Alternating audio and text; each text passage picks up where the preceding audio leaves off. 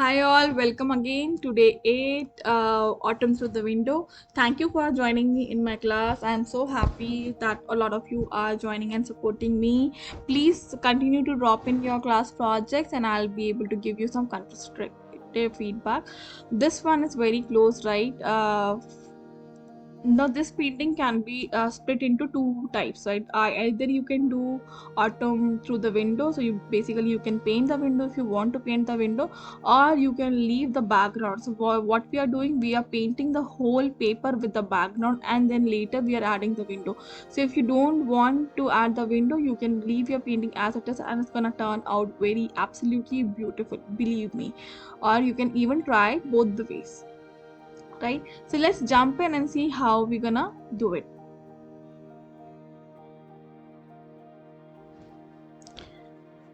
So we start by wetting the paper. This is again a wet on wet technique that we'll be using throughout the painting, and the detailing will come at the last. I think you all have learned by now that the detailing we are gonna do once the paper is all dry.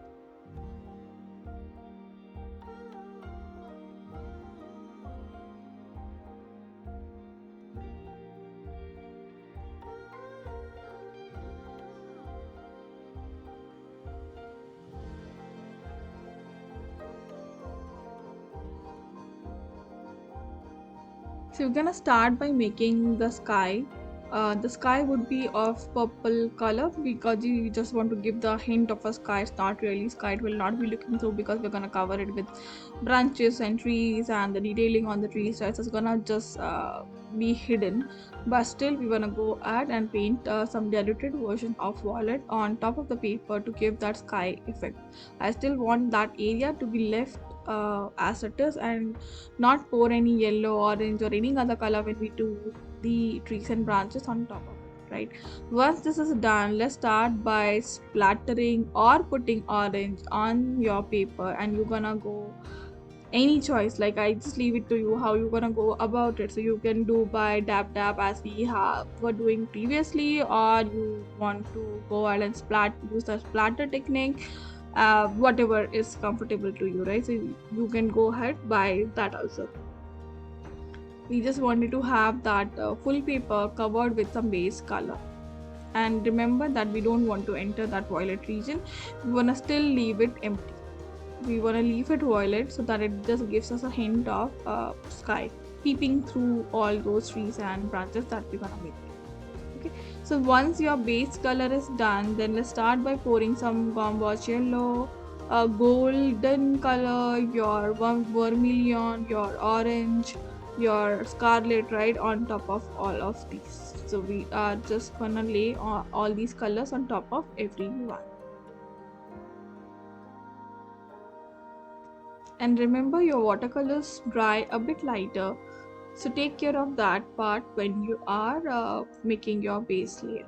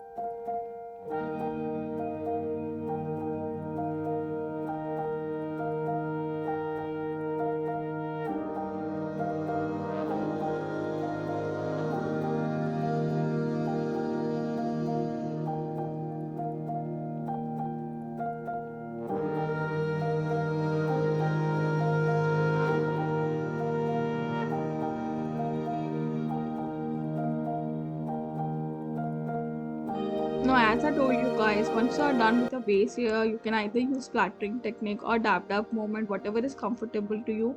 You use that technique and fill the whole paper with different combination of color. This is another technique that I have been showing you guys now how to do splatter. So we have seen by doing hand, by using the finger. Now this is like you pick the color on the bottom brush and then dab it with the other brush on the hand barrel, right? That's how you can do it.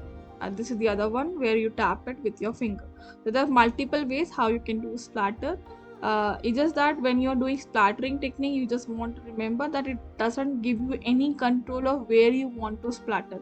When you're doing dab, it gives you control. So I can control where I want to put the color, but in case of the splattering technique, I really have no control because it's just a splatter is gonna go all the through any area, right? And your splatters can be thick, thin, some will be small, some will be big, so we don't have really any control on the splattering technique. But then it's just a fun way of doing things. So yeah, I really enjoy doing splattering techniques. Now, if you want to specify and detail out some area, then you use this dab moment because this is a detail. Now, I am just mixing the bottom area because it's just not gonna see through. Even if it's a forest, you will see the mud area at the bottom, and there will be trees and some darker shades of brown will come over it. And if you're gonna make a window, then it's again anyways gonna be whole black, right? So it will not matter that much. So once you are done with your yellows and oranges, it's time to move on to the brown. The bottom area will be darker. Either you go with plain forest theme, or you're gonna make a window out of it. The bottom area will be darker. So I'm using burnt umber, burnt sienna here to make my darker shades. And sometimes I also take Van Dyck brown if I want to make. If you don't have a Van Dyck brown, don't worry, as I already told you guys, you can just make some paints gray, one umber or paints gray in your burnt sienna, and you will end up having Van Dyck brown. Okay. Once you are done with painting all the leaves or the splatters basically, then we will just go ahead and paint some trees on top of it now. But before that, it should be very dry. Now my paper is dry and I am ready to do some detailing, right? So we do some detailing on the foreground, which is very near. On a dab movement, I am still adding. So I have mixed my scarlet red with burnt sienna to give it a different color shade of brown, and then do a dab movement to make some detailing on the foreground before I start adding some tree branches. Okay, as you can see, the paper is now dry, and see it's a bit lighter, right? So when it was wet, it was looking more darker, but it has dried a lighter in shade. So always remember that watercolors dry on one shade lighter. Okay, because this is the bottom area, we want to keep it little dense, and hence we are also darker in shade because little closer to us. Okay.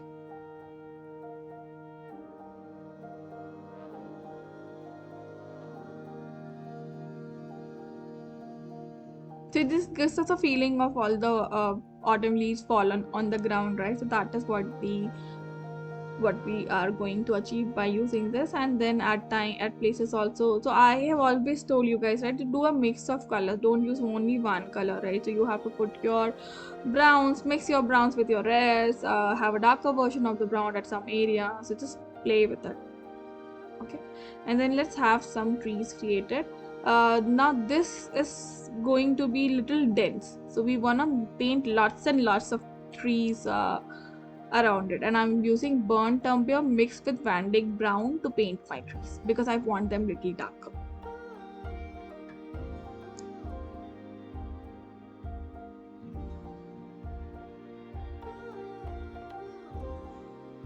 Remember, your trees will be thick at the bottom, and as you go up they will be little thin, right?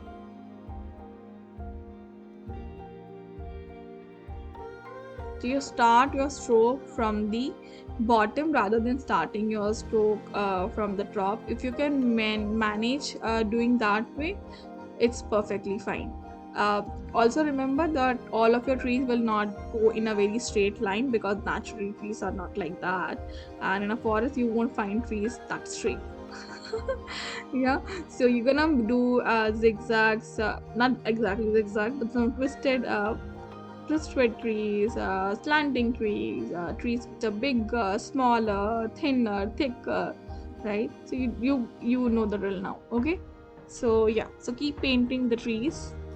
and we're gonna fill this whole paper with the trees. We're not gonna leave any space basically, so we're gonna fill this with the trees.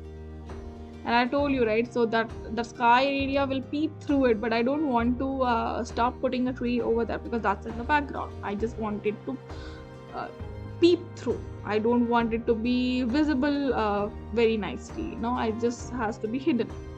Okay, so keep painting your tree and take out some branches out of your tree here and there. It just has to look some dense forest.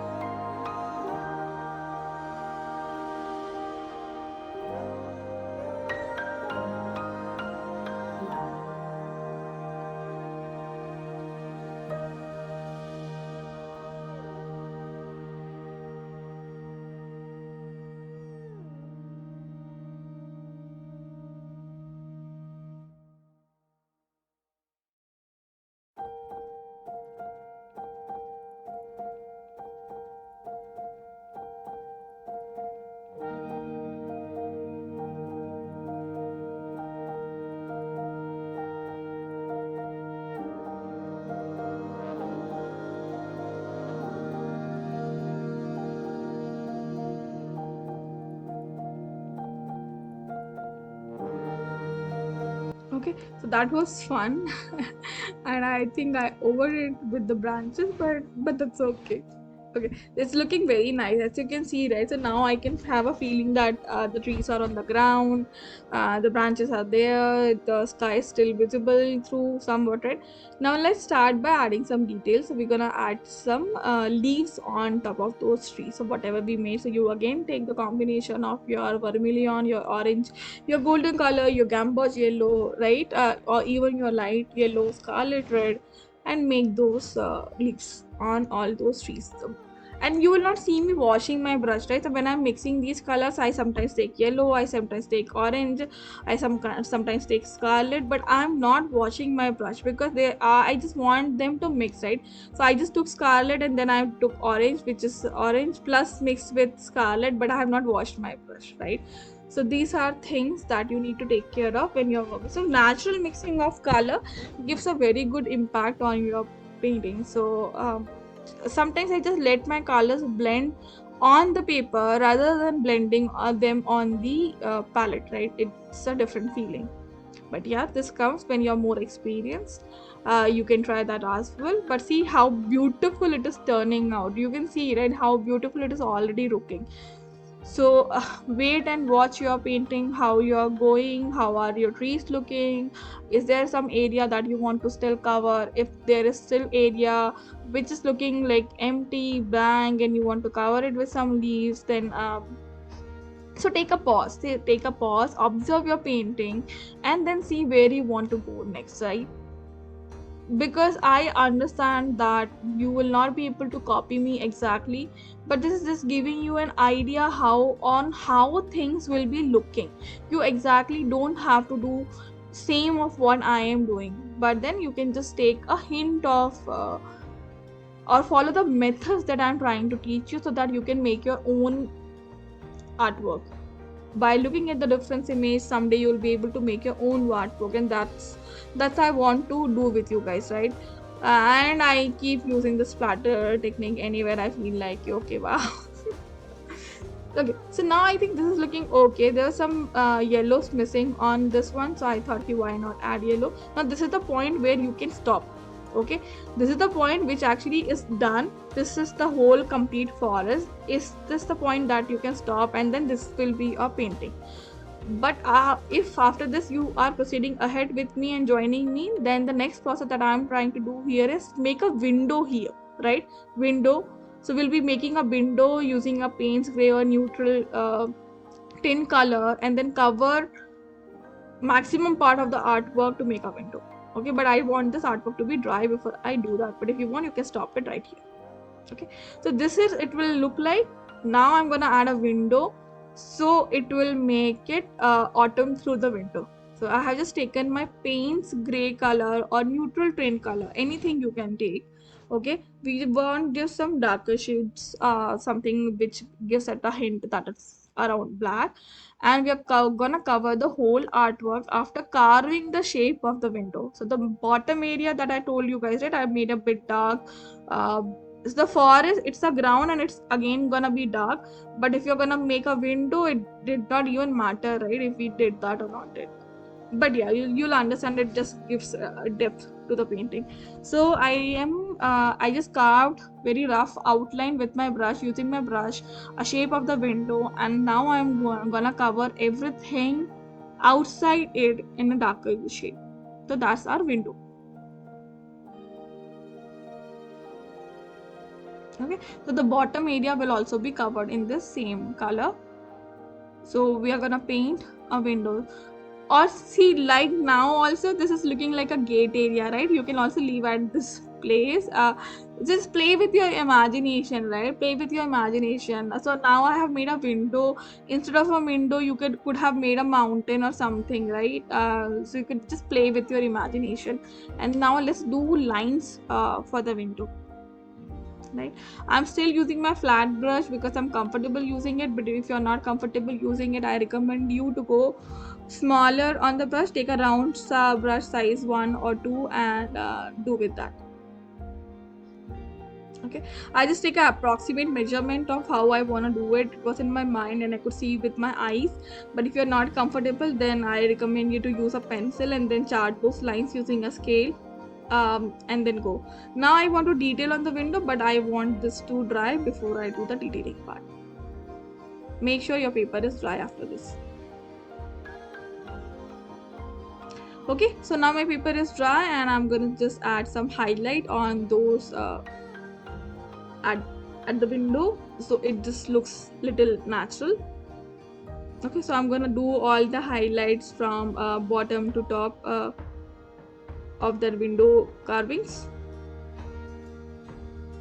Okay, now what I see is it just looking too autumny from where I'm looking, and I feel that we could have added some greens at some places, um, but we have not done it, I think. So I am thinking of adding some greens now. So while I'm doing this highlight, I realized that it's just missing some greens. So would be good idea to add some yellows and greens to that painting more. Now when I'm looking outside window, that sky is popping large, but then I don't see any details. So let's add some greens over there. So it just gives a nice contrast to the whole painting. Okay. And I am also detailing some of the trees which I felt like they are not actually visible, right? So they have gone lighter in shade. So I detailed some trees also over there.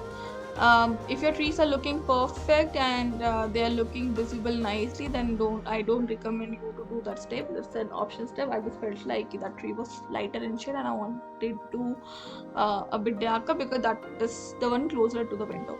Now let's add some green. So it's gonna add a bit of a contrast to your painting and it will look very beautiful, right?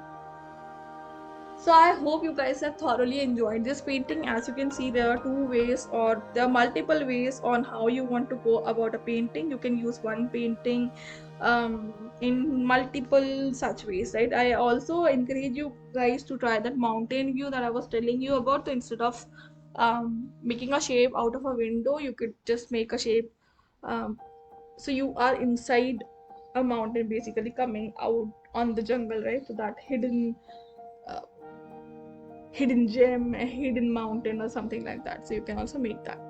Okay, So that's it, I think. Thank you guys for joining me in this class. I hope you all loved this class project. Please put your projects in the class project section so that I can view your wonderful work and give you guys some feedback on your work. Thank you again for joining me. See you in the next class.